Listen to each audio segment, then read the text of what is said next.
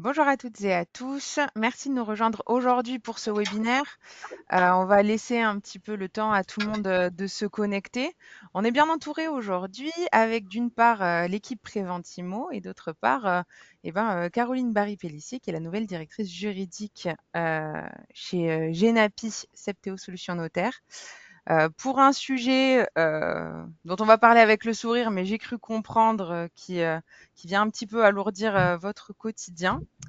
Je vais peut-être laisser du coup à tous les participants le soin de se présenter. Peut-être déjà du côté Préventimo. Vincent, Shirley, je vous laisse vous présenter un petit peu en quelques mots. Donc bonjour, enchantée, Charlotte Martinez. Donc je suis responsable commercial notaire chez Préventimo.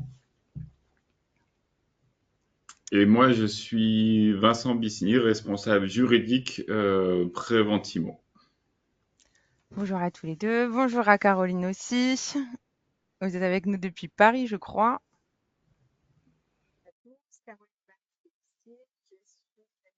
Ah, on n'entend pas. On vous entend de loin, Caroline, ouais. Je m'approche, vous m'entendez mieux? Ah, très Oui. bien.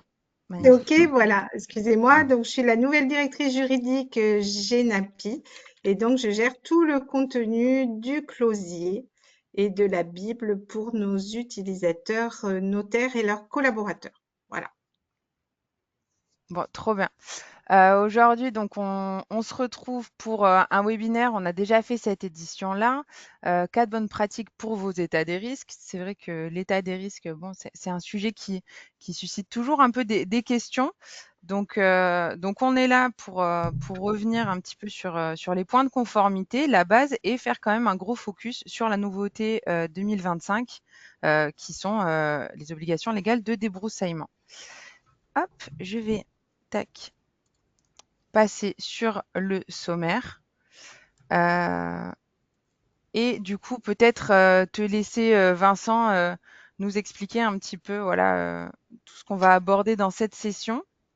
Oh, Je pense que oui, là, tout le merci monde est un petit peu Camille. arrivé, qu'on peut y aller. Du coup, dans cette session, merci Camille. Du coup, dans cette session, on abordera effectivement quelques bonnes pratiques en matière d'état des risques et dans lequel on va rappeler un peu l'utilisation de GeoRisk et RIAL et leurs limites. Et rappeler aussi et surtout, notamment Shirley, que le RP, c'est le seul document Obligatoire. obligatoire et conforme. Ensuite, on s'attardera sur les OLD puisque c'est l'actualité. C'est pour janvier 2025. Donc, nous, on est prêts, on informe dès à présent. Et effectivement, alors tu as présenté Camille, mais c'est un plaisir pour nous de recevoir sur ce premier webinaire Caroline, qui nous a pas dit aussi qu'elle avait été ancienne notaire pendant très très longtemps. Donc, elle a une belle expérience dans la profession et qui effectivement est directrice Genapi. Et du coup, C'est un grand plaisir de la recevoir. c'est vraiment un grand plaisir de la recevoir. Et en plus, elle va nous parler de quelque chose, voilà, une petite nouveauté. On s'est dit on a réfléchi ensemble, on s'est dit qu'on allait présenter le produit, Préventimo, mais on allait commencer aussi pour le notaire qui a une continuité, qu'une fois qu'il a reçu son produit, qu'est-ce qu'il en fait? Eh ben, il doit travailler son acte de vente. Eh ben, la mieux placée, c'est la directrice juridique de Genapi. Voilà, alors on fera tout à l'heure le parallèle entre justement la législation, l'outil Préventimo et ce qu'on peut retrouver chez nous, ce qu'on est en train de vous mettre à disposition et mettre à jour dans le logiciel pour que vous ayez tous les outils pour répondre à cette nouvelle problématique qui n'est pas si nouvelle que ça, mais qui va devenir donc obligatoire dans l'état des risques à compter du 1er janvier 2025. Encore un nouveau texte. Ok, alors je pense qu'on va pouvoir y aller et commencer par Géorisque.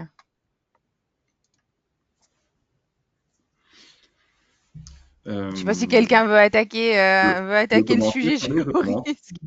Alors, effectivement, il est d'usage dans la pratique notariale, c'est répandu d'utiliser le rapport géorisque, rapport assez complet, ceci dit. Nous, c'est un peu notre savoir-faire, les risques préventivement, on s'est construit là-dessus. On trouve que c'est un bel outil de sensibilisation, le rapport géorisque, mais c'est pas du tout le document qu'il faut, et suffisant, en tout cas suffisant qu'il faut pour aller à la vente, on va le redire, mais c'est l'état des risques et pollution. Et néanmoins, voilà, c'est un outil pratique mis à disposition par le gouvernement qui s'édite assez rapidement.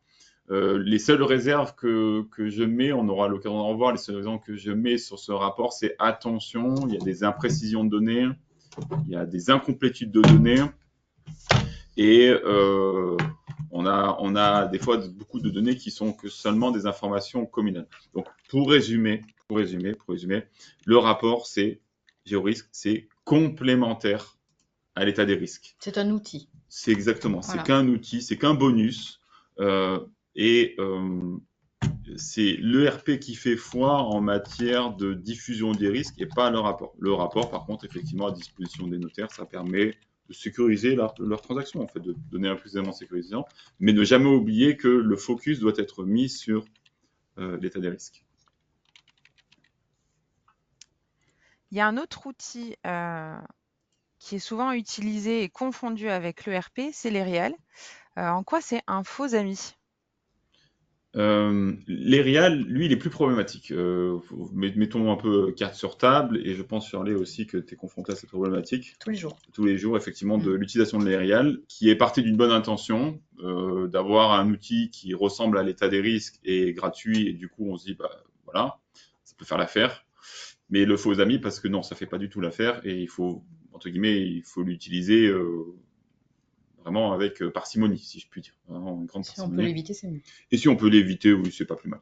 Le rapport géorisque, 100% OK, complémentaire à l'état des risques. Les RIAL, par contre, nous, on recommande de vraiment l'utiliser avec modération. Et en tout cas, surtout pas le confondre, puisque malheureusement, des fois, ça nous remonte dans nos équipes que c'est utilisé comme ça, comme un substitut à l'état des risques. C'est pas possible, ça. C'est la chose qu'il faut pas faire, et ça présente beaucoup de dangers pour la transaction, puisque il est largement incomplet, imprécis, et ne répond pas. Et je ne réponds pas, et c'est pas ne répond pas un peu, ne répond pas aux exigences de conformité qu'on va voir juste après. Et encore une fois, il faut pas me croire, il faut juste regarder, et on a si je ne me trompe pas, Camille, juste un exemple à ce sujet-là, d'un ERIAL dont c'est notre métier aussi, hein, d'alerter sur ce qui pose problème, en fait. Alors justement, pour aller un peu plus en détail, on s'est dit que ce serait sympa de passer un exemple à la loupe d'ERIAL. Donc hop, j'en ai un avec moi. Et on peut peut-être le passer en revue ensemble. Il y a des petits passages qu'on a surlignés qui sont peut-être problématiques. Je vais zoomer un petit peu pour que tout le monde voit bien. Hop, et je te laisse peut-être nous le détailler. Alors là, dans cet ERIAL-là, on voit c'est indiqué qu'il n'est pas complet. Il n'est pas complet, et du coup, au moins, ça a le mérite d'être clair, c'est que c'est pas complet. Donc si c'est pas complet, nous, ce qu'on recommande, c'est de ne pas l'utiliser, puisque c'est pas complet. Ça, c'est pour la mise en forme. De toute façon, c'est dans l'exemple qu'on avait mis plus haut, dans le support, qui sûrement sera diffusé après. Je pense qu'il n'y a pas de problème. On s'aperçoit qu'effectivement, ce n'est donné qu'à titre informatif. Et c'est là où il y a le piège. Quand on descend, on parcourt un petit peu le document, on va pas faire toutes les manquements au document parce que ça serait inutile. Là, on en voit un qui est très problématique, très problématique, c'est-à-dire que les RIAL ne donnent pas la zone du risque. Je suis en zone inondable, je suis en zone bleue, je suis en zone rouge. Il faut l'indiquer dans l'état des risques. Il faut obligatoirement l'indiquer dans l'état des risques. Et on se dit c'est pas grave, j'ai mis zone inondable, ça va. Non, ça va pas. Ça va pas parce qu'il y a eu des annulations de vente à cause d'un mauvais nom de zone renseigné. C'est parce que justement, l'intensité d'un risque en zone blanche même et une zone rouge ne sont pas du tout les mêmes. Donc, le fait de ne pas indiquer la zone, c'est mettre en péril son dossier. Donc, voilà, il ne faut pas descendre beaucoup pour arriver au premier problème. Et le problème, il est général, en fait. C'est pas ça, c'est que euh, nos états des risques, Oui. comme beaucoup de choses, nous, sont faits par des experts. Oui, totalement et à 100%. Ça, c'est important de le savoir, puisque la responsabilité juridique, elle nous incombe pleinement. Là, si on prend ce cas de figure sur les RIAL, on voit qu'il n'est pas complet et qu'on n'a pas de certitude. Donc, prendre un RIAL pour son acte, ça pose question si jamais il y a litige sur la vente. Donc, vraiment, attention, vigilance totale. Voilà. Si on parcourt un peu le document, et Ah, encore une fois, Caroline veut ajouter quelque chose? oui.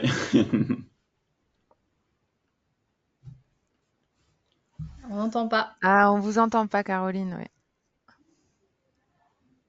Vincent et Shirley indiquent qu'en effet, c'est pas fiable. Donc, je vous invite à retenir vraiment euh, cette information-là, parce que je pense que dans les études, il y a assez de documents et on en parlera tout à l'heure.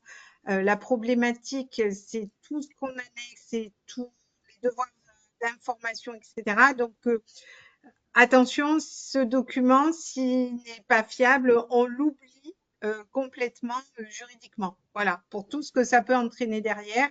Et on n'a pas besoin d'utiliser. Voilà, c'est un mauvais outil, je pense.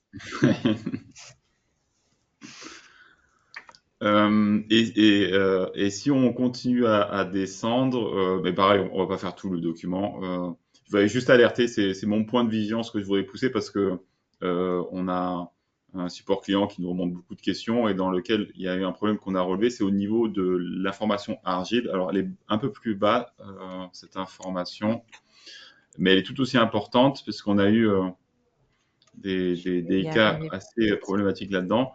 C'est que l'information argile qui est même mentionnée dans cet RIAL, il faut faire très attention parce que voilà, elle est ici. Merci Camille. Il y a des problèmes de localisation parce que comme disait Shirley, Oui. nous les choses sont faites manuellement, donc quelqu'un qui vérifie s'il y a une double zone, une faible et une moyenne, ça sera indiqué. Là-dedans, il y a des problèmes parce que le rapport est généré automatiquement. Faut le dire. Donc, ça sort avec les problèmes qui sortent habituellement. Et malheureusement, si on pense que l'argile là-dedans, il ne faut pas de vérification et qu'il est bon, ben on se trompe parce que justement, on a eu des cas qui ont été remontés où, parce qu'on vend aussi une synthèse risque argile, il y avait une contradiction, mais la contradiction, malheureusement, était en défaveur de ce rapport qui comporte malheureusement trop d'imprécisions sur beaucoup trop de données, et même sur les données dont on pense qu'elles sont faciles à obtenir, l'argile, même là, attention, il y a des problèmes. Surtout que l'argile est devenue depuis peu un document obligatoire maintenant. Donc vraiment, vigilance extrême aussi quand on voit une erreur sur RIAL, sur les argiles, ça conforte pas forcément le résultat de l'acte. Attention. Ouais, très important. Effectivement, et très bon exemple, Charlie, parce qu'effectivement, c'est ce qui s'est passé, c'est-à-dire qu'une mauvaise information s'est retrouvée dans l'acte. Avec l'augmentation des sinistres sur l'argile, ça génère forcément des problèmes. Voilà ce qu'on pouvait dire en résumé sur les RIAL. Les RIAL, c'est pas le bon document. C'est pas le bon document. C'est un outil. Voilà. Donc Géorisque, un outil de sensibilisation. RIAL, le faux ami, vraiment pas conforme. Et le RP, du coup, la solution. Alors le RP, ça devient un peu la pièce maîtresse depuis janvier 2023. Malheureusement pour nous tous, il va être revu au 1er janvier 2025. En tout cas, ce que l'on peut retenir sur celui de janvier 2023, il nous dit quoi? Qu'à 3 moments clés, le RP devient totalement obligatoire. Donc lors de la première visite, c'est-à-dire que le diagnostiqueur se doit de mettre un ERP dans sa liasse énergétique. Donc ça, c'est de sa totale responsabilité.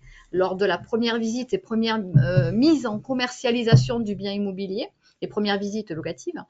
La deuxième obligation, elle intervient malheureusement sur le notaire qui se doit dans son compromis de mettre un ERP juste, bon, conforme et réglementaire.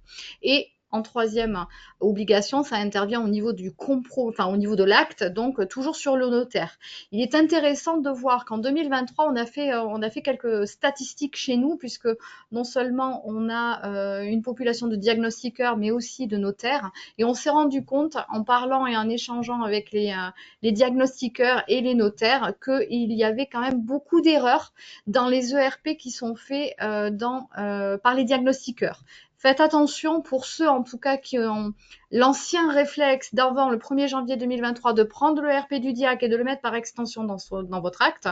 Attention aux coquilles qui résultent dans le RP qui est sur toute la vie de l'acte parce que une fois que c'est acté, c'est la première cause de litige. Donc faites vraiment attention. Je vais aller plus loin. Le texte nous dit que ce n'est pas parce qu'on annexe un ERP avec la fameuse mention validation sous 6 mois que votre ERP est juste.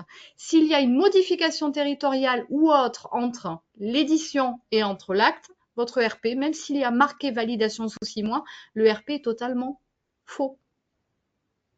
Attention, encore une fois, vigilance. Donc je vous conseille de réactualiser la veille de l'acte pour éloigner tout litige possible et être serein. Voilà. Je crois que ça fait partie des avantages qu'il y a chez Preventimo, ce renouvellement possible.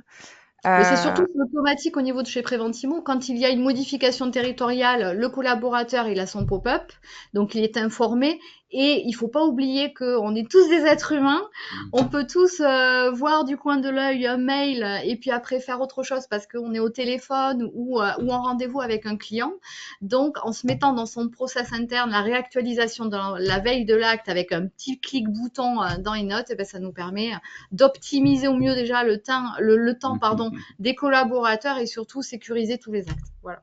Caroline souscrit totalement à tes propos. Ah. Ouais, on fait un On petit va focus peut-être aller sur plus la loin. On a jurisprudence. recensé quelques litiges qui a pu avoir par le passé. Donc la liste elle est malheureusement un peu longue. Donc on en a retenu 3. Dont en 2019 c'était une annulation de vente qui a coûté 400 000 euros malheureusement avec un PPR manquant. En 2021 on a sélectionné une annulation de vente qui a coûté 170 000 euros malheureusement sur un mauvais zonage du PPR. Et dernièrement, sur 2023, on en a eu quelques-uns quand même qui sont déjà tombés et des procédures qui sont en cours. C'est pas Preventimo qui est visé. Voilà, on tient à le dire et ça c'est aussi important. Parce que nous, ouais. chaque document que l'on sort, c'est notre responsabilité et on en est fiers parce qu'elle n'est pas entachée jusqu'à ce jour. Donc là, sur la dernière de 2023, malheureusement, elle a coûté assez cher aussi, 390 000 euros pour une déclaration de sinistre qui n'a pas été cochée. Donc vraiment, soyez prudents, vraiment. Si vous avez besoin que les collaborateurs ou vous-même notaire, vous avez besoin d'être formés sur tout cela, n'hésitez pas. Vous avez le petit chat en direct, il me semble, sur votre fenêtre à côté de de nos magnifiques petites frimousses. N'hésitez pas à demander à ce qu'on forme les collaborateurs. Il n'y a pas de coût. C'est notre objectif premier, c'est sécuriser vos actes. Voilà. Ouais, n'hésitez pas à en Je me faire suis la permise, demande. excuse-moi Camille. Non, mais tu as tout à fait raison de le rappeler. Il y a le chat du coup sur le côté où vous pouvez nous communiquer vos questions. Je l'ai peut-être pas évoqué au début. Où vous pouvez demander du coup ces petites formations et si jamais vous vous dites après coup que vous aurez bien aimé demander cette petite formation ou nous poser une question, il y a comme d'habitude une petite enquête qui vous est envoyée à l'issue du webinaire. Donc déjà pour savoir si ça vous a satisfait, si vous avez appris des choses, que ça vous a été utile, et ensuite justement si vous avez une petite question ou besoin qu'on vienne dans vos études former l'ensemble de vos collaborateurs. On avance sur notre petite présentation. Donc, on l'a compris, hein, le diable se cache dans les détails. Et en plus de ça, des mises à jour, il y en a souvent. D'où l'importance de renouveler cet état des risques. Donc, à ce niveau-là, on a forcément des départements un peu plus touchés que d'autres. Ça change chaque année. On va bientôt mettre à jour nos chiffres, donc n'hésitez pas aussi à nous suivre. On vous fera une petite infographie avec les territoires qui sont plus touchés par des mises à jour de données PPR ou catastrophes naturelles sur l'année. Donc voilà. C'était juste pour appuyer tout ce qui venait d'être dit précédemment, et je pense qu'on peut passer à notre gros focus obligation légale de débroussaillement, qui est, je pense, pourquoi vous êtes tous connectés, parce qu'en 2025, bah voilà, comme l'a été précédemment dit, une nouveauté qui implique beaucoup de choses. Et peut-être, Vincent, tu vas pouvoir nous expliquer déjà qu'est-ce que c'est que le débroussaillement. Juste une précision. Pour l'instant, le texte, on a juste des bruits de couloir que l'OLD est totalement obligatoire. Le reste, on le saura 1er janvier. Donc voilà. En tout cas, la certitude, il y a les OLD. Effectivement, il y a les OLD. Effectivement, c'est un sujet qui, Caroline et moi, nous a occupés ces derniers temps pour justement être prêts pour le 1er janvier, avec une réglementation qui n'est finalement quelque chose qui est assez simple à comprendre. Un débroussaillement, bon, ça se comprend assez bien, mais la ramification de sa mise en place est très complexe. Et Caroline, je pense, pourra donner des très bons exemples là-dessus, justement, de toute la difficulté que ça peut créer, même générer dans le quotidien du notaire. En tout état de cause, très rapidement, le débroussaillement, c'est effectivement comme il y a l'illustration sur votre écran. Ce n'est pas faire une coupe rase, c'est-à-dire qu'il faut pas raser les arbres, il faut pas enlever tout ça. C'est pas ce qui est le but recherché. C'est pas ce qui est recherché. C'est vraiment faire du propre sur le terrain. Et c'est pas non plus, je précise aussi, ce n'est pas non plus défricher, donc c'est la même action, c'est-à-dire de tout enlever. Ça, c'est vraiment pas du tout ce qui est recherché, parce que là encore, il faudrait des autorisations spécifiques pour défricher.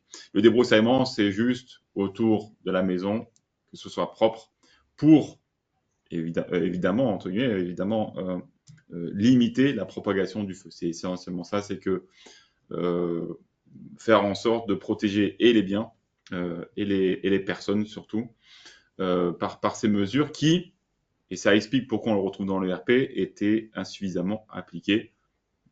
Les rapports ont estimé qu'on était à 30% d'obligations respectées sur tout le territoire national. 30%, c'est peu. Et le but, la transmission dans l'état des risques, c'est qu'on monte à des chiffres proches de 100%. Ça, c'est pour le débroussaillement et le pourquoi du débroussaillement.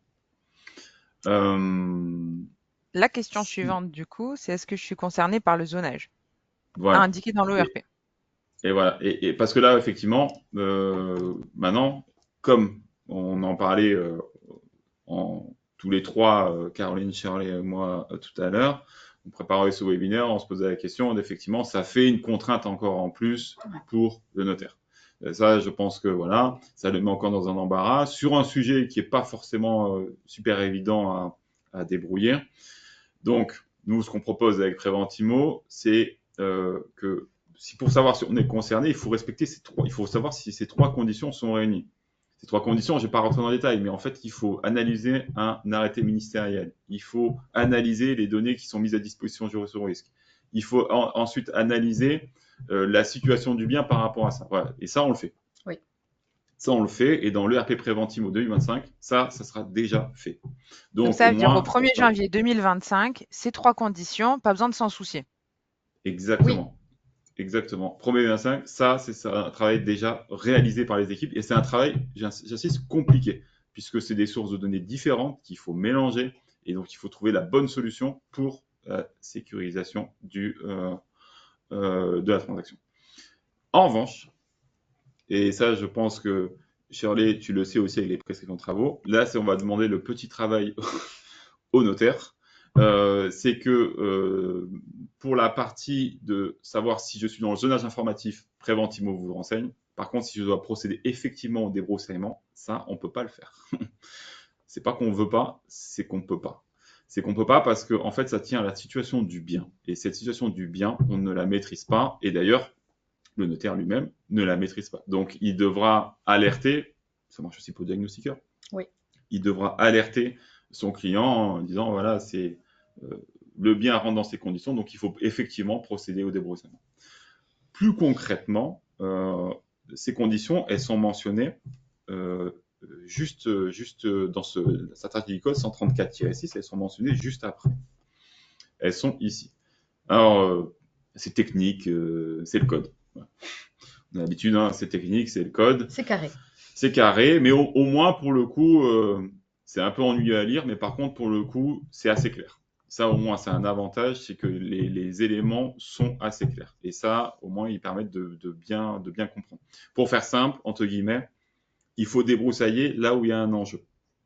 Pour rappel, un enjeu, c'est soit des biens, soit des gens. Et si on est, pour différentes façons, concerné par un enjeu, il faudra débroussailler.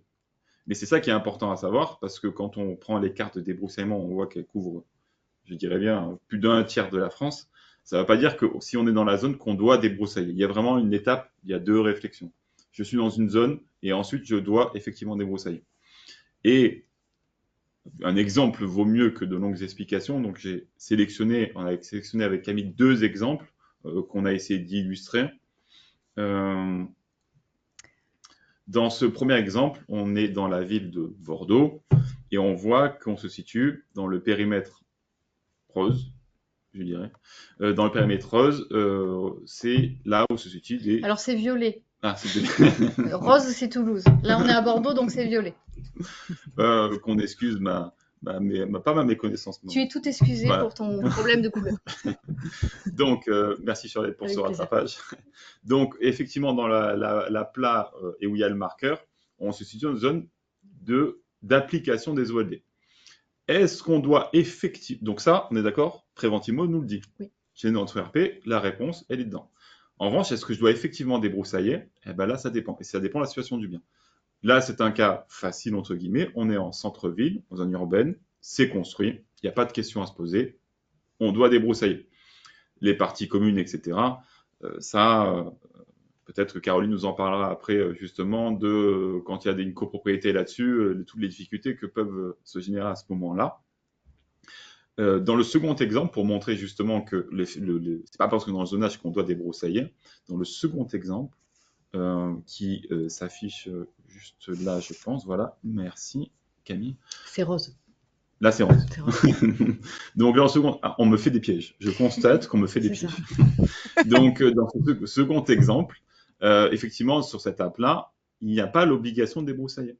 Donc, on se contente de l'information. Je suis dans le zonage informatif, préventivement renseigné, mais ça s'arrête ici. Il n'y a pas d'obligation de débroussailler. Pourquoi? Parce qu'il n'y a pas d'enjeu. Il n'y a pas de construction. On est en zone naturelle. Il n'y a pas de camping. Il n'y a pas toutes les listes du code. Donc, forcément, on est tranquille. Et ça serait assez logique puisque débroussailler, ça coûte cher. Et faire peser le débroussaillement là, l'endroit où il n'y a pas d'enjeu, ça serait une servitude qui n'aurait pas de sens. Donc, pour résumer, Préventimo vous fait pré-match beaucoup du travail sur la computation des données, l'analyse de données, la précision de ces données. Donc ça, on le travaille et on vous le fournit. Le petit travail supplémentaire, partage des tâches, c'est effectivement de s'assurer qu'on doit effectivement débroussailler par des éléments. Mais pour information aussi, on aura un petit mémo dans l'état des risques qui indiquera ces zones que je vous ai données. Et ça sera indiqué dans l'état des risques pour que, d'un coup d'œil, le notaire, son collaborateur, puisse savoir ce qu'il a à faire et à demander. L'objectif, c'est vraiment de vous faciliter aussi la vie dans l'étude des documents. Effectivement, l'état des risques et tous les autres documents, les faire les plus simples et les plus compréhensibles possibles. Et justement, on arrive pour faciliter justement la vie des notaires. Il se passe aussi des choses au niveau d'Inode, je crois. Caroline, tu vas pouvoir nous en parler. Donc, dans la continuité de ce qui a été dit depuis le début de ce webinaire, c'est que j'ai relevé les mots de vigilance, de sécurité, et qu'encore une fois, je le dis de manière très spontanée, on inclut le notaire dans ce processus d'information et d'obligation. Donc, moi, j'attire avant tout l'attention, même si comme Préventimo et nous, à la Bible Genapi, on vous fournit les éléments pour vous faciliter la vie dans ce type de dossier. J'attire quand même votre attention sur la responsabilité du notaire sur le devoir d'information, que vous connaissez bien sûr, sur le contenu des actes, des compromis, et surtout le fait d'attirer l'attention des collaborateurs rédacteurs qui vont, dès les formalités préalables, dès l'ouverture du dossier, checker les pièces. Eh bien, on le sait, tout ce qui concerne, hélas, les diags, l'état des risques, on n'aime pas trop, c'est dense, il y a beaucoup de clauses. C'est vrai qu'en tant que juriste, notaire, on se consacre sur les points essentiels de la vente, le prix, les parties, le bien. Mais là où j'attire votre attention, c'est que dorénavant, finalement, ce qu'on peut dire, c'est que cette législation, elle devient de plus en plus dense. C'est normal, c'est aussi pour limiter les risques, tout ce qu'on entend, les inondations, les incendies, etc. Mais il va falloir quand même prendre le temps, se focaliser sur le contenu des pièces qui vous est fourni par les diagnostiqueurs et par le contenu justement de l'état des risques. Et donc, on a bien entendu aussi que Preventimo, vous fournissez quelque chose de complet, vous prémâchez le travail, parce que là, il va falloir, parce que vous n'allez pas engager votre responsabilité, vous, sur le contenu, ce n'est pas vous qui l'avez fait, sur le contenu du document. Mais néanmoins, il va falloir que le document soit à jour au niveau des dates. On retient aussi ce qu'a évoqué Shirley, c'est que s'il y a des modifications territoriales, c'est bien de renouveler au dernier moment parce que ce n'est pas parce qu'on est dans les 6 mois que ça peut matcher. Donc, attention, là, ça serait de notre responsabilité côté notaire. Donc, il va falloir prendre le temps d'analyser le contenu des documents. Pourquoi? Parce qu'on demande donc au notaire d'informer les parties, donc à la fois dans les ventes et dans les locations, sur ce risque de débroussaillement. Donc, c'est des obligations finalement relatives pour pallier au risque d'incendie. Donc, il y a une obligation de conseil, il y a une obligation d'information. Donc, on vous propose, nous, c'est ce que vous voyez à l'écran, dans nos matrices Bible GENAPI, vous allez pouvoir trouver dans les clauses sous l'intitulé situation environnementale. Pour l'instant, c'est là que ça nous a semblé le plus logique. On est constamment sur de la mise à jour au service Bible et le closier, hein, pour répondre vraiment à vos attentes et faire feu avec toutes ces mises à jour. Donc, on va faire aussi évoluer tout ce qu'on peut vous proposer par rapport à ces nouvelles obligations. Donc, n'empêche que sous situation environnementale, vous trouvez l'onglet obligation de débroussaillement avec le rappel de l'article du Code forestier. Et tout ça, ce n'est qu'à mettre si en effet vous avez bien analysé en amont les informations qui ont été données. Donc, attirez bien l'attention des collaborateurs sur ces nouvelles obligations, le fait de checker l'état des risques, parce qu'en effet, même si on vous fournit tous les outils, c'est le rédacteur qui va cliquer sur la clause ou pas et qui va devoir y penser. Après, bien sûr, c'est au notaire qui reçoit l'acte et le compromis d'expliquer les enjeux des nouvelles obligations, pourquoi on fait ça. Ce qu'a très bien expliqué aussi, je trouve, Vincent, c'est qu'en plus, la complexité veut que ce n'est pas parce que vous êtes dans la zone que finalement il y a l'obligation. Hein, il faut qu'il y ait le risque personne, le risque construction, et on le voyait que dans les zones naturelles, il n'y avait pas ces obligations-là. Donc, il faut que l'outil qu'on vous présente soit vraiment très détaillé pour que vous n'ayez plus que les clauses donc, du closier GENAPI à mettre et savoir expliquer aux clients, même si nous, ça peut être redondant parce que pour sécuriser aussi vos actes, eh bien sûr qu'on vous met le contenu des textes réglementaires, mais c'est à vous aussi de l'expliquer de manière le plus simple possible sur les obligations. Donc, les obligations, c'est une obligation d'information expliquée aux parties, ceux qui ont l'obligation de débroussailler. Bon.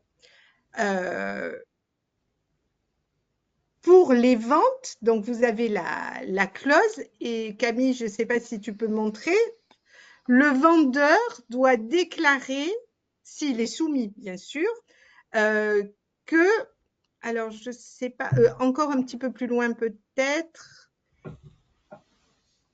l'autre slide, voilà, on vous propose aussi le texte de l'attestation sur l'honneur que doit faire le vendeur. Parce que si le vendeur est concerné, il doit déclarer sur l'honneur que donc il est à jour entre guillemets et qu'il y a cette obligation de débroussaillement, qu'il a respecté et qu'il informe l'acquéreur qu'il y a cette obligation également. Et cette attestation sur l'honneur doit être annexée à la vente. Donc là, attention, là aussi, il faut savoir l'expliquer au client qui va dire, bon, ça devient de plus en plus compliqué, oui. Néanmoins, le notaire est là aussi pour sécuriser, est obligé de respecter ce qu'on lui impose. Donc, votre vendeur, s'il est concerné, va devoir attester sur l'honneur. Cette attestation sur l'honneur va devoir être annexée à l'acte et nous vous en proposons un modèle. On va aussi aller plus loin début 2025 pour ce modèle. Voilà, on va essayer de rester tout le temps, on est bien à jour, on travaille main dans la main aussi avec Preventimo sur tout ce volet-là de réglementation. Le problème peut se poser, c'est si le vendeur refuse de fournir ou de déclarer sur l'honneur que tout va bien, normalement, le notaire peut ne pas vouloir recevoir l'acte puisque il y a le risque et que le vendeur doit s'engager. Donc là aussi, il faut prendre des pincettes et il faut savoir expliquer au client jusqu'où va l'obligation et sécuriser l'acte au maximum pour pas que ça soit encore des sources, hélas, de problèmes de responsabilité et d'assurance. Donc, ce que je voulais vous dire, sans rentrer dans la complexité du mécanisme, c'est que nous vous proposons les outils pour les ventes, pour les baux. Camille, tu peux revenir aussi sur le slide d'avant, s'il te plaît. Voilà, on a les clauses adaptées, on a les courriers et des attestations sur l'honneur. Donc, on suit la législation au plus proche pour que le closier soit à jour au fil de l'évolution de la réglementation. Mais vigilance, parce que je pense que côté notaire, côté études, en faisant le meilleur du possible, on sait tous comment ça se passe, on est pressé et souvent tous les diagnostics et l'état des risques, eh ben, c'est la 5e roue du carrosse. Moi, je ne peux que vous inciter vraiment à insister auprès des collaborateurs et des rédacteurs sur l'analyse du contenu. Voilà. Voilà ce que j'avais à dire. Après, on peut continuer à échanger. Caroline, il me semble que lors du congrès des notaires de Bordeaux, en septembre dernier, il a été adopté quand même un élément assez fort et assez tranchant sur le sujet de l'ERP suite déjà à la première moulure de 2023 et la prochaine qui arrive en 2025 et j'espère plus d'autres, parce que sinon on s'en sort plus. Mais tu peux peut-être en parler un peu? Enfin, vous pouvez peut-être en parler un peu? Mais par rapport au fait que le notaire ne va pas… c'est ce que tu veux dire, Charlie, par rapport à son obligation d'instrumenter? Oui, il avait été adopté une mention, on peut dire, Une proposition. une proposition de systématiquement constituer un dossier risque et de le confier à un prestataire justement spécialisé dans le domaine. Voilà, donc pour ceux qui… Agréé, c'était le terme, ouais, effectivement. Oui, donc pour ceux qui veulent en savoir plus, n'hésitez pas aussi à le dire dans le chat. Et je pense qu'en fait, on n'aura pas le choix. C'est parce qu'il y a beaucoup d'erreurs, comme je vous l'ai dit tout à l'heure. Hein, c'est pour ça que… Voilà. C'est-à-dire qu'il y a trop d'erreurs. Le notaire, ce n'est absolument pas sa partie. Et il faut qu'il y ait une relation de confiance avec un prestataire qui, lui, va pouvoir à la fois fournir quelque chose de juste, de complet, que le notaire va pouvoir utiliser avec une lecture extrêmement simple, aller droit au but et savoir ensuite que ça engage au niveau notarial. Mais il est évident qu'on va aller de plus en plus vers ce genre de solution et je trouve ça aussi très bien et ça remet les choses en place sur les responsabilités, les devoirs de chacun et le notaire ne peut pas tout faire, hein. On a exactement les mêmes questions par rapport à tous les diagnostics. Enfin, et puis même, enfin, voilà, c'est compliqué aussi d'expliquer tout ça aux clients. Hein, c'est compliqué aussi pour un notaire. Hein, donc, je veux dire, c'est pas sa partie. C'est très compliqué. Donc, oui, en effet, Shirley, tu fais bien de rappeler ça. Et je voulais, alors je ne sais pas si Camille peut montrer aussi, on avait mis en place un petit tableau, je ne sais pas si tu l'as. Alors, je pense qu'on l'a pas gardé dans cette Alors, présentation, c'est mais pas je grave, peux aller le juste chercher. pour dire que nous communiquerons à l'avenir sur un tableau récapitulatif sur les obligations concernant les OLD et nous travaillons sur un tableau récapitulatif sur les risques, comme nous avons fait sur les diagnostics de base, l'amiante, le plomb, etc. Parce que ça devient tellement compliqué qu'on cherche tous les moyens possibles pour vous faire justement peut-être des tableaux synthétiques et des choses très simples que vous pouvez aussi partager à l'écran avec vos clients. Voilà, donc il y aura quelque chose concernant les OLD très simples, zone rurale, zone urbaine, est-ce qu'on est concerné, pas concerné, avec les périmètres, les obligations par rapport aux propriétés des voisins, etc. Et on réfléchit à un tableau général sur les risques aujourd'hui. Voilà, juste d'information. Je fais une petite parenthèse, je rebondis sur ce que tu dis. La volonté de schématiser, d'expliquer et de vulgariser en fait bah, ce domaine, l'urbanisme, les risques, c'est aussi une volonté qui est partagée chez Preventimo. Je sais que le mémo de l'urbanisme a été créé dans ce but-là. Et il y a un mémo des risques, je crois, Vincent, qui arrive aussi pour début 2025, parce que justement, la loi se complexifie, que le notaire a plein de choses à savoir au niveau des notaires, des diagnostiqueurs aussi. Et donc l'idée, c'est de simplifier un petit peu tout ça, de le schématiser et de faire en sorte que l'appropriation soit plus simple. Oui, on se fixe pour objectif de le sortir en janvier, justement, nouvelle ERP, nouveau mémo. Et donc, comme tu disais, Camille, effectivement, c'est d'avoir un mémorise qui vient finalement dans les propos que tout le monde tient autour de dans ce webinaire, Charlie, Caroline, Camille, nous. C'est le sujet numéro un, en fait, face à une complexification, parce que c'est ce qui se passe, en fait. Tout l'intérêt de Preventimo, de Genapi, c'est effectivement d'apporter sécurité. Ça, c'est la première pierre, et ensuite simplification autant que faire se peut, pour que justement cette nouvelle complexification ne rajoute pas un poids trop lourd sur les études notariales. Et je souscris totalement finalement, au propos de Shirley, aussi de Caroline aussi, qui révélait la nécessité partagée par la commission du Congrès des notaires de professionnaliser un peu tout ça, et c'est-à-dire de se confier à des partenaires de confiance, parce que je pense qu'en l'occurrence, là-dedans, il faut avoir confiance, effectivement. C'est pour ça aussi qu'on fait les mémos, et que ces mémos, on a fait de l'urbanisme avec Camille et Delphine l'année dernière. Le mémorise, ça sera là. On est dans cette relation de confiance, de professionnalisme et de confiance, et dans cet état d'esprit de simplification, et de se poser en véritable partenaire de nos clients. Donc ouais, je vous La invite date de s'il y a sortie, des... je ne vais pas me prononcer par contre, Camille. On annonce janvier et on espère qu'on sera dans les temps. On va tout faire pour.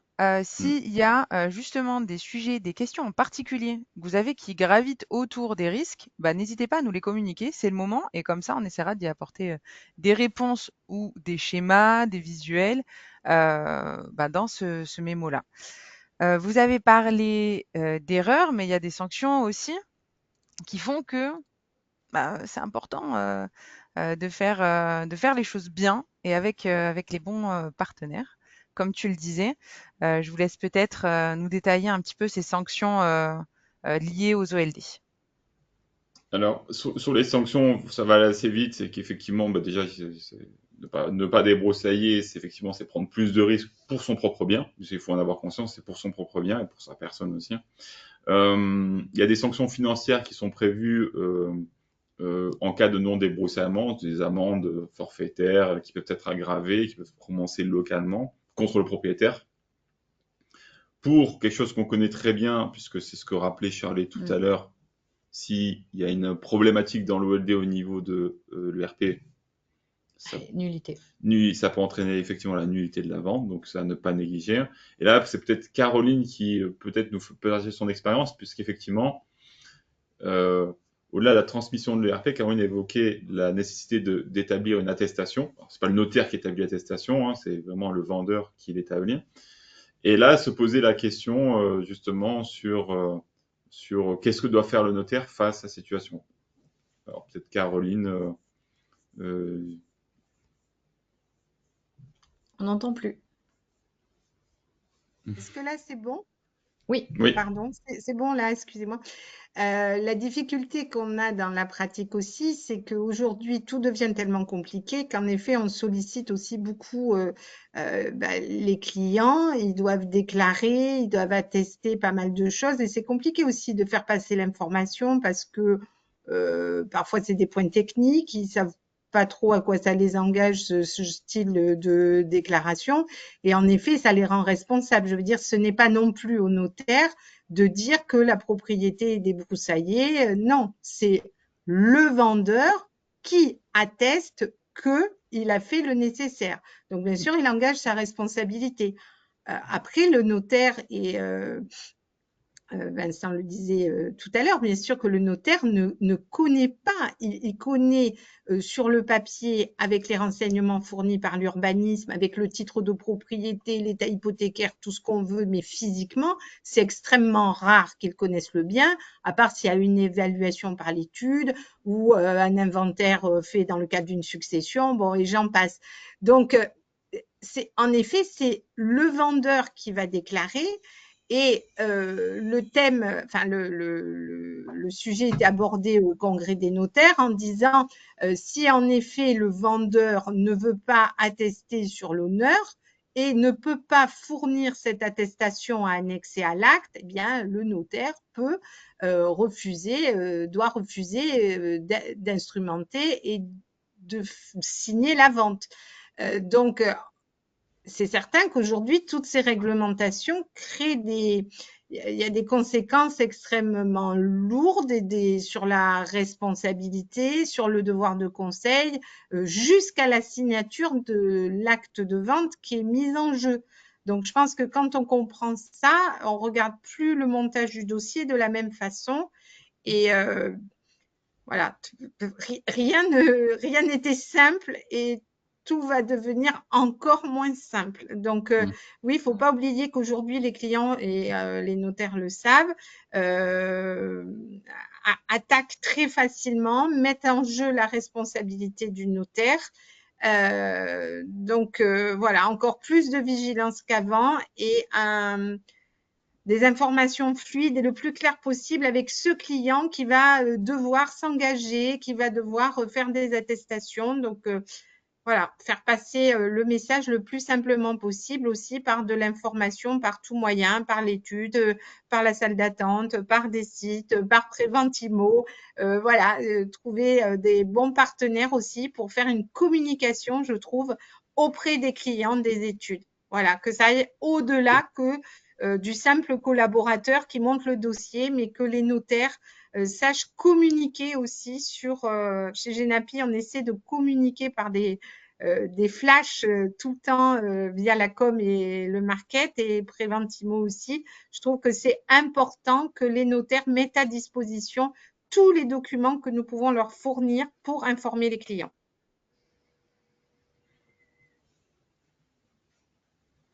Voilà le message que je voulais faire passer. Si on a terminé, je ne sais pas si vous aviez des choses à ajouter de votre côté, Shirley et Vincent. Non. Non, on a Tout fait a le été tour. clair, tout a été dit. Bon, c'est super. Il nous reste 10 minutes sur le temps qu'on s'était donné pour ce webinaire. Je pense le temps de prendre quelques questions. J'imagine qu'il doit y en avoir. Si vous avez une question et que vous ne l'avez pas encore posée, c'est le moment. Je pense que de votre côté, Vincent et Shirley, vous devez avoir la visu sur ces questions. Oui. Alors, attends. Ouh là là. Ah, vous êtes en forme, hein. S'il y a des Alors. questions, c'est que Alors, si C'est on un n'a sujet pas le qu'on temps doit de faire. tout traiter, sachez que on vous répondra, hein. Oui, c'est ce qu'on a l'habitude de faire de toute façon, hein. On collecte l'intégralité de vos questions et Sachant, ensuite, on a nos experts qui reviennent vers vous. oui, sachant aussi que, je le rappelle, s'il y a toute question concernant le contenu du closier, notamment par rapport à tout ce que nous venons d'évoquer ce matin, n'oubliez pas notre adresse bible@genapi.fr. Voilà, et on vous répondra directement sur, bien sûr, au cas par cas. Alors, je suis désolé, je me rapproche. Je prends la question de maître Flori-Anne Flack, si je lis bien. C'est désolé, c'est écrit en très petit. Je suis désolé si j'ai écorché votre nom. Sur Géoportail, certaines zones sont indiquées indisponibles. Que préconisez-vous? Justement, on préconise de ne pas utiliser GeoRisque, en l'occurrence là-dessus. On préconise d'utiliser notre ERP. Pourquoi? Parce que ces questions-là, en fait, on les traite directement, nous, avec GeoRisque et avec l'arrêté. Puisque pour le coup, GeoRisque, à l'heure actuelle, je vous le dis, il n'y a pas de problème, n'est pas complet, n'est pas à jour. Puisque l'arrêté de février, que vous trouvez, hein, arrêté qui liste les communes, n'a pas été encore complètement intégré dans GeoRisque, donc il y a encore beaucoup de choses qui ne vont pas. Et je pense que ça va durer même après le 1er janvier. Par contre, nous, nos ERP seront traités conformément à ça. On vous donnera la bonne réponse là-dessus. C'est pour ça que j'ai encore une fois, ça revient un peu à ce qu'on disait au début du webinaire. GeoRisque, bien, sympathique, mais ça ne remplace pas un ERP. Non. Et sur l'OLD, l'ERP, c'est la meilleure des solutions. Alors, question suivante de Marie Mélie, ou Maître Mélie, je ne sais pas. Si l'on ne peut plus faire confiance à un diagnostiqueur pour les informations délivrées, comment peut-on s'en sortir dans notre pratique? Alors, je ne dis pas que tous les ERP des diagnostiqueurs sont faux. S'ils passent par Preventimo, c'est la seule chose que je peux dire, c'est que nous les formons. Donc, on forme les diagnostiqueurs. Par contre, pour tous ceux qui ne passent pas par Preventimo, malheureusement, je ne suis pas certaine de leur formation initiale pour établir un ERP, et c'est peut-être eux qui ont des erreurs. Voilà, moi je dis une seule chose, l'ERP du Diag, il doit être mis il doit être produit lors de la première mise en commercialisation du bien immobilier et première mise en location du bien locatif. Ça, c'est de son ressort. Vous constituez au niveau de votre promesse et réactualiser la veille de votre acte. Ça, c'est votre mission parce que c'est de votre responsabilité. Donc, autant sécuriser l'ensemble du process des actes de votre étude. Je vois une question de maître Rosa Cardinal. Bonjour Virginie. L'obligation de débroussaillement incombe au bailleur, même pour un bail rural. C'est une très bonne question. C'est une très bonne question. Peut-être Caroline a plus d'informations. Caroline, on vous entend pas. Je pense que vous avez encore un problème de micro. Ça va là? C'est bon, Oui, très bien. nickel. Pardon, c'est quand je ne suis pas tout à fait en face. Alors, il me semble que oui, je vais vous vérifier parce qu'on nous parle de bailleurs et on nous parle de location. Donc, voilà. Donc, pour moi, ça concerne et je vous ferai une réponse. J'ai une autre question, Caroline, Maître Moreau, encore une fois, je m'en veux si je m'excuse si j'ai écorché, qui demande en fait pourquoi en fait une simple déclaration dans l'acte ne suffit pas et qu'il soit nécessaire d'annexer une déclaration sur l'honneur. Parce qu'on nous parle d'attestation. C'est vrai que ça a été évoqué au Congrès et qu'au Congrès, il était préconisé de faire une attestation annexée et de ne pas faire déclarer le vendeur ou le bailleur dans l'acte. Hmm. Oui, oui. Donc là aussi, on va regarder, on va voir s'il y a des modifications sur les obligations dans le texte et si c'est un petit peu plus précis là sur ce qui arrive. Et en tous les cas, nous, ce qu'on propose, c'est une clause où on dit qu'il atteste et on annexe l'attestation. Et Normalement, dans l'attestation, il y a une reprise du texte et le vendeur ou le vendeur donc mandate le notaire de l'annexer. Donc, oui, à vérifier. Donc, ouais, à Voilà. vérifier et On va obligation. regarder avec les nouvelles dispositions et proposer au notaire, en effet, ce qui convient le mieux. Et Pour obligation l'instant, du ça a coup de été faire. la reprise du texte, obligation d'information, attestation sur l'honneur à annexer. Ouais. Voilà. C'est vrai que comme tu l'as indiqué, Caroline, l'attestation est bien mentionnée, donc du coup, il faut la faire par sécurité. Ouais. Écrit attestation. Ouais. Alors, question d'Isabelle Mangin-Douins, excusez-moi si j'écorche votre nom. Le coût Préventimo avec les infos OLD. Donc, chez Préventimo, on ne va pas du tout augmenter les coûts parce que on rajoute l'OLD, puisque c'est, encore une fois, c'est dans notre mission de vous accompagner. Pour nous, il semble normal, même si ça fait des mois qu'on travaille dessus, qu'il y a des développements qui ont été faits, des recherches, des collaborateurs qui travaillent le sujet pour que tout soit prêt au 1er janvier. On ne va pas augmenter du tout le coût de vos ERP, même avec la présence de l'OLD. Et après, sur la question de Virginie Agog, comment facturer le ERP Préventimo au client au moment de la promesse. Vous avez deux offres qui se présentent à vous. Soit la première, vous mettez l'ERP dans votre en débours, vous le présentez à votre client en débours, ou alors vous allez le faire en émolument. Sachant que l'ERP, certes, c'est une pièce maîtresse obligatoire, mais pensez aussi à tout ce qui va être les bases polluantes, avec les basols, basias, ICPE, vous avez les nuisances sonores aériennes et les argiles. Ces documents-là vous permettent de pouvoir les taxer, et donc si vous le prenez au niveau de la charge office, vous pouvez demander les émoluments de formalité, et sur l'ensemble de ces documents, ça vous monte les émoluments à hauteur de 86,78 €. Donc c'est non négligeable. Mais attention, ça s'adapte pas à toutes les études, ça en dépend vraiment de votre process interne et de vos choix au niveau de vos régions ou de vos chambres parfois. Je vois une question de maître Marie-France Tran qui effectivement se pose la question de débroussailler sur des parcelles boisées. Eh ben non, en fait, justement, il faut vraiment voir la situation du bien et que s'il n'y a pas d'enjeu, donc s'il n'y a pas de construction sur le bien, s'il n'y a pas de route qui amène à ces constructions, logique aussi.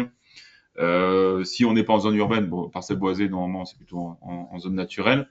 Mais s'il n'y a pas toutes ces conditions, listées 134.6 du code forestier, ben non, l'obligation de débroussailler ne pèse pas. C'est quand même une charge en moins sur le propriétaire. Et de toute façon, même si, je sais pas, il y avait une petite maison d'habitation sur une toute partie de la propriété, ça ne serait qu'autour de ce bien et pas sur toute la parcelle puisqu'on est en zone naturelle.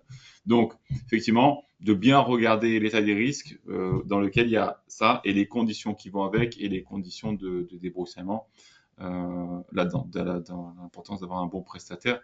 Et j'enchaîne par la question de maître Virginie Rosa Cardinal.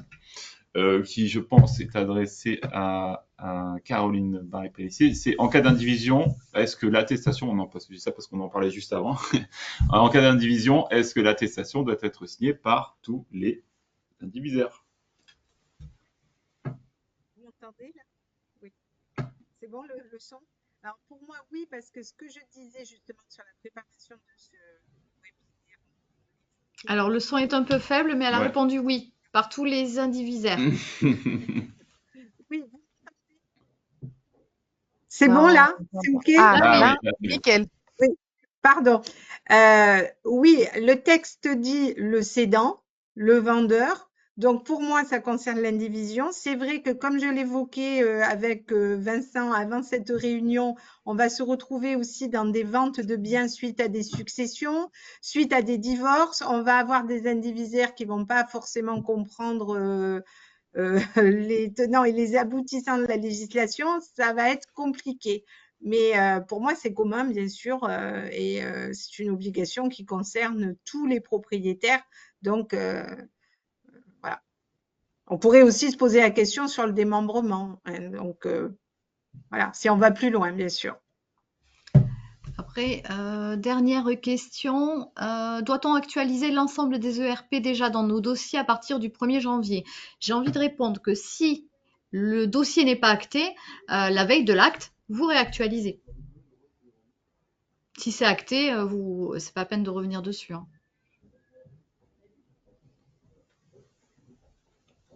Ça, je pense, je ne sais pas si on m'entend, je pense que c'est quand même primordial ce qu'évoque Shirley de réactualiser avec tout ce qui peut se passer aujourd'hui. Et c'est vrai que dans la pratique, on a tendance à regarder si on est bien dans les 6 mois, point.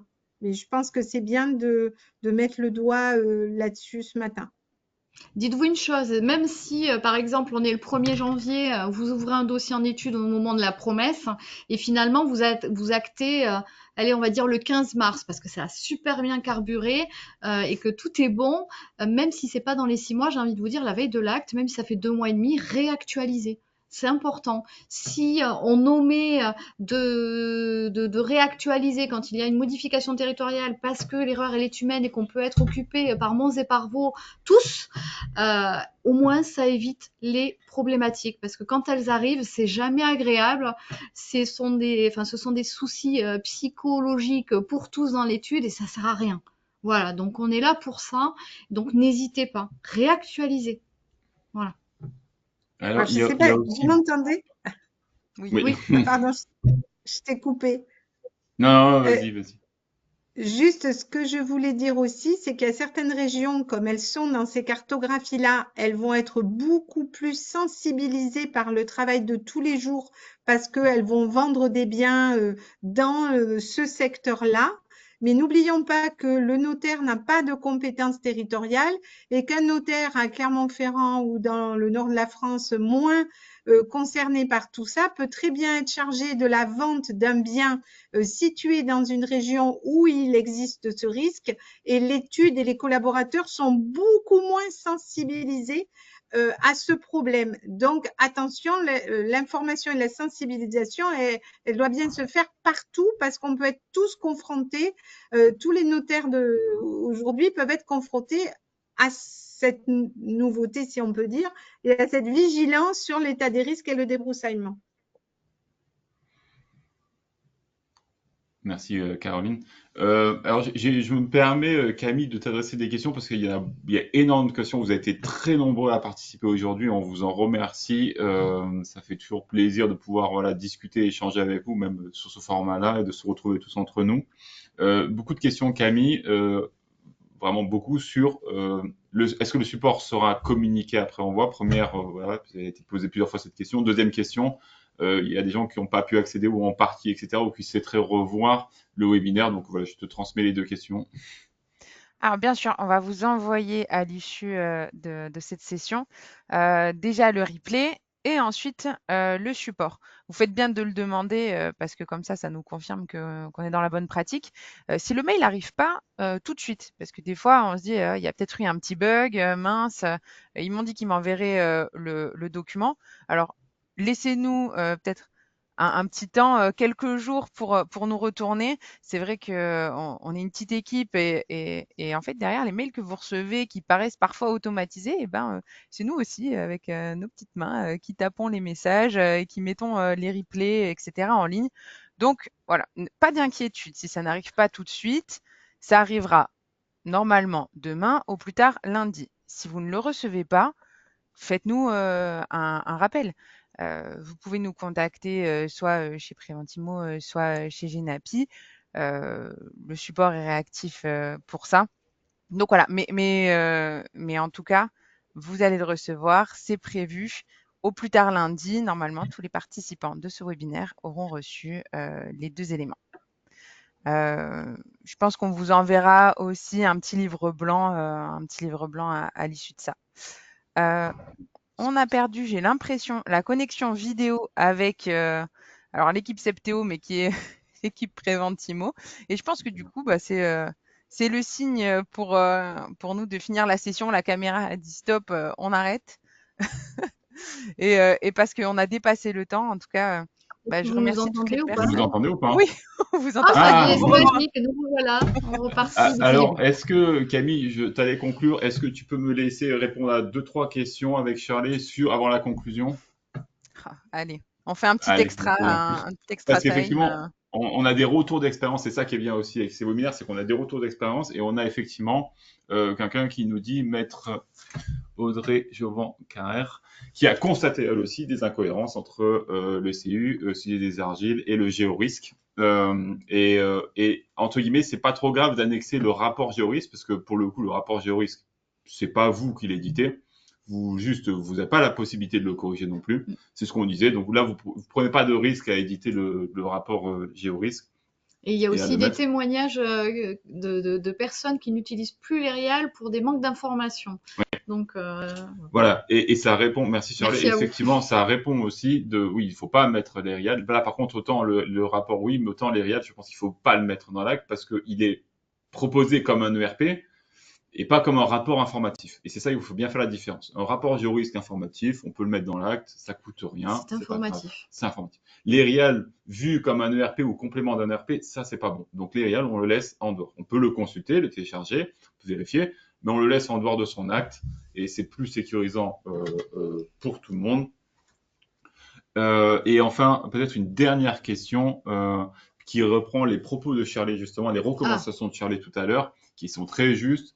C'est si l'ERP est réalisé par un diagnostiqueur et qu'il comporte une erreur qui est responsable, le notaire ou le diagnostiqueur. Et bien justement, on a analysé les jurisprudences et en fait, il se trouve que le notaire est aussi responsable, peut être aussi responsable. C'est pour ça que Shirley recommandait, au-delà de la mise à jour, d'avoir, comme tu disais, son propre ERP. Totalement. Et donc, la responsabilité juridique ne vous incombe plus, mais elle incombe à Preventimo en l'occurrence. Donc, ça se réfléchit. Oui, parce que dans les jurisprudences qui ont été évoquées, on l'a pas dit, mais ça s'arrête pas juste au diagnostiqueur, quoi. Quand il y a une annulation de la vente, c'est petit à petit toute la chaîne qui, euh, qui voit sa responsabilité engagée. Si je vous ai bien écouté. C'est exactement ça.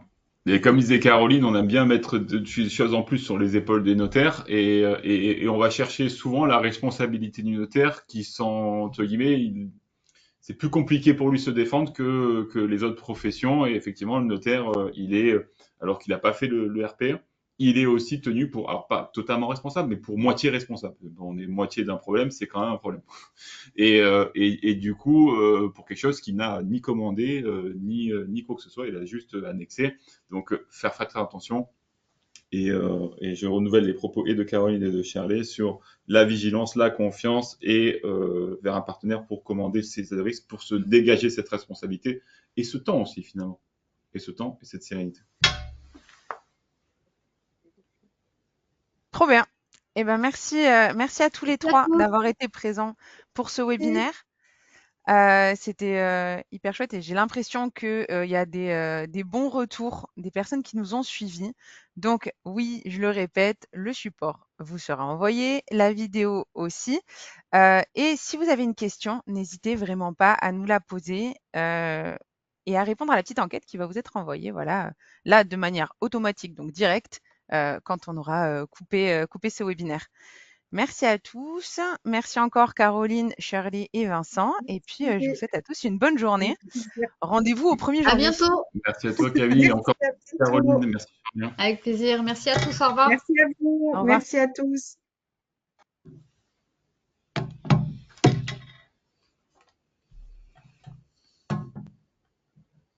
C'est sûr.